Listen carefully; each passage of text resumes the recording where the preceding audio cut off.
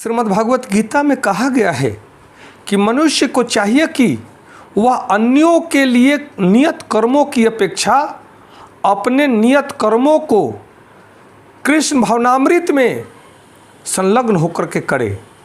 कहने का तात्पर्य है कि अन्यों के लिए काम करने से अच्छा है कि आप अपने स्वभावतः कार्य करें।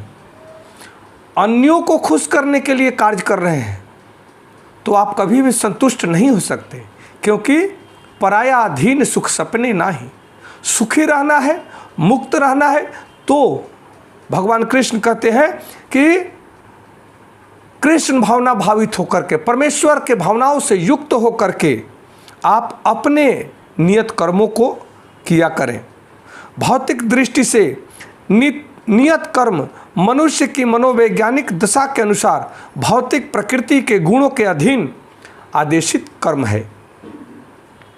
आध्यात्मिक कर्म गुरु द्वारा कृष्ण की दिव्य सेवा के लिए आदेशित होते हैं, किंतु चाहे भौतिक कर्म हो या आध्यात्मिक कर्म, मनुष्य को मृत्यु पर्यंत अपने नियत कर्मों में दृढ़ रहना चाहिए और अपने नियत कर्मों को दृढ़तापूर्वक करना चाहिए। यही हम सबका परम कर्तव्य है। कर्म से कभी विमुख न हो, कर्म को टाले नहीं, सत्य कर्म के लिए सदैव ही समर्पित भाव से पौरुष को जागृत करके पुरुषार्थ करें, तभी हमारे जीवन का कल्याण संभव है। तभी हम स्वच्छंद भगवान कृष्ण के चरणों में आनंद की अनुभूति प्राप्त कर पाएंगे। नमस्कार, धन्यवाद, जय श्री कृष्ण।